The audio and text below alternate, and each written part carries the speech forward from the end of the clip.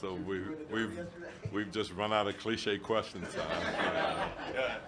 about the pulse of your team and how's everybody, you know. And go ahead. What's the game plan against the Warriors?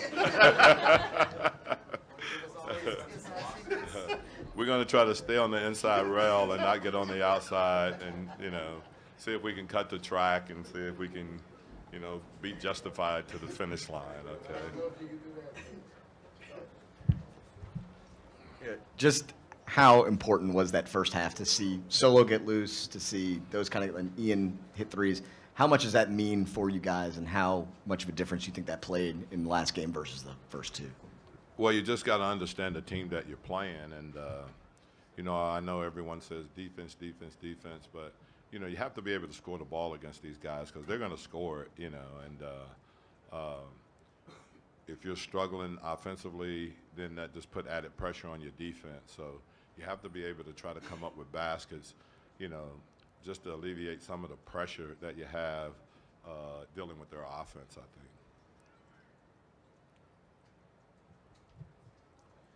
How early in the game can you tell when Rondo's going to have one of those high assists, 18, 19, 20 assist kind of games? Can you tell early on? Is this something that just kind of happens in the flow in the game? Or?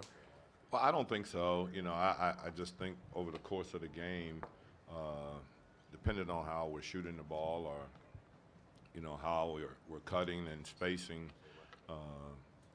obviously the shots got to go in.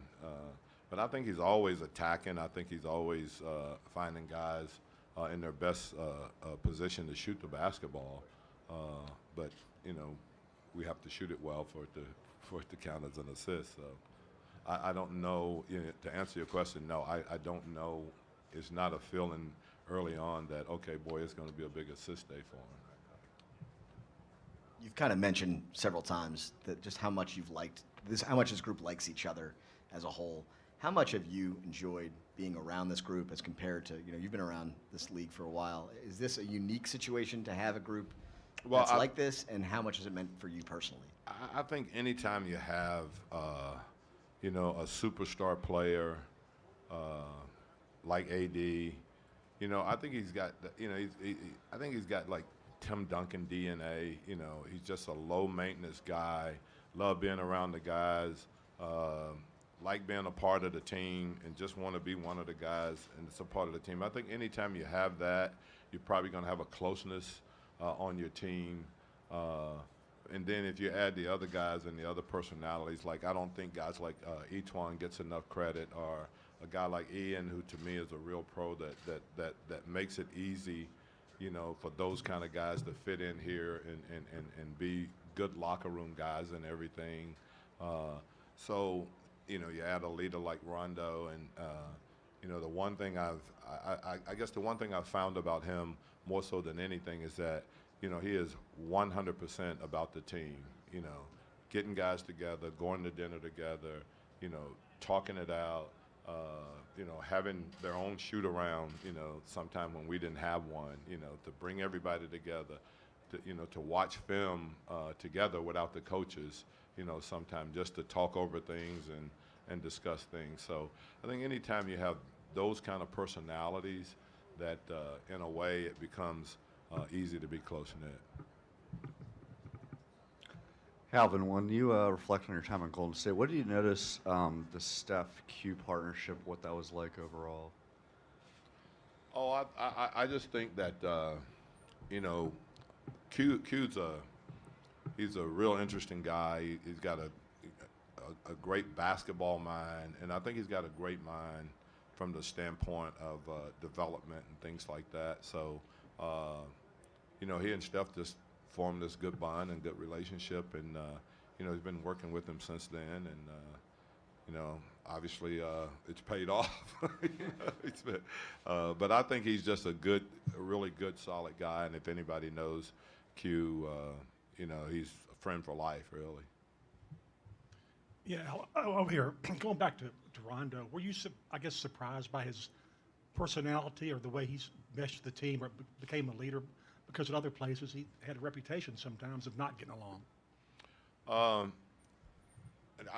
you know, like I said, I've never judged anybody by anything except the relationship that I have with them, and so, and the other thing is that I never worry about past relationships or, you know, what worked or what didn't work, because I like to form my own opinions about players and people in general. So to me, I was going to judge them strictly on how we communicated and what happened with us.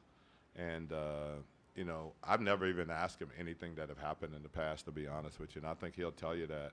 Never ask him about anything that happened in Chicago or Dallas or Boston, for that matter, because, you know, I'm going to judge him by the relationship that we formed, really.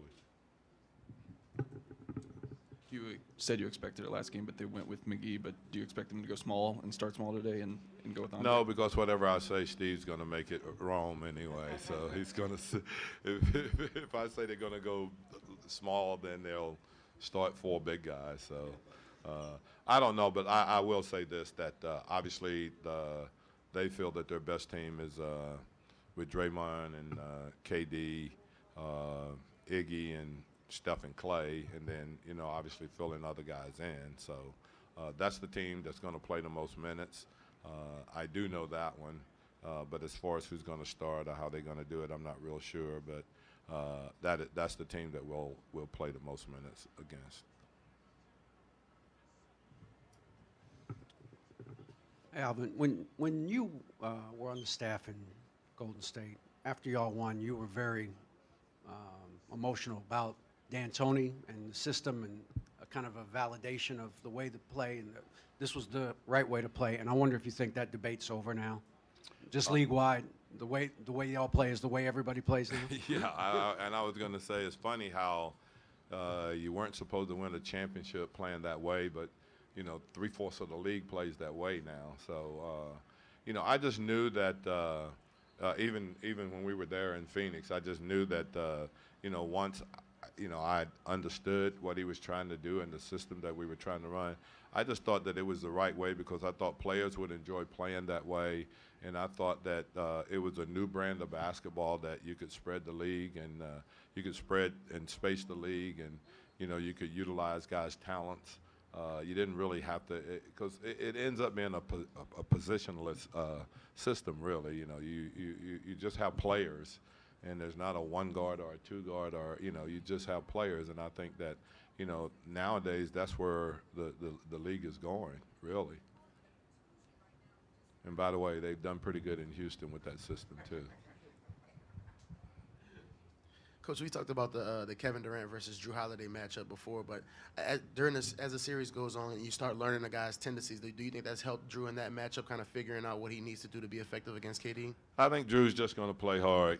You're talking about a whole different beast. I mean, you know, the guy is 7 foot tall. He can handle a basketball, jump up and shoot it over just about anyone in the league. So, you know, the only thing that we can do is that we can have Drew do the best job that he can of just trying to play him and trying to limit his touches as much as he possibly can. But, you know, at the end of the day, when he jumps up and he shoots the basketball, the defensive part of it is pretty much over then. Coach, again, how important are the contributions of the bench going to be today, and are there ways that you're going to try to get those guys going when they get into the game? You know, everyone's got to play well that goes in the game, and you know, we are playing the world champs, and I keep reminding people of that. You know, and you know, they had a struggling year because they were 58 and 24.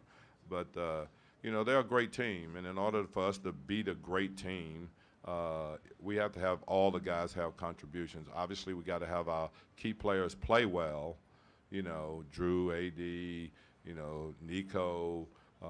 You know, we got to have those guys play well, but we also have to have other guys step up and contribute also. And it's going to be important for our bench guys to be able to maintain, you know, if you have a lead, or be able to play well enough that, you know, you don't go get yourself in a situation where now you give up a league and they extend a league that they have even. All right, thanks.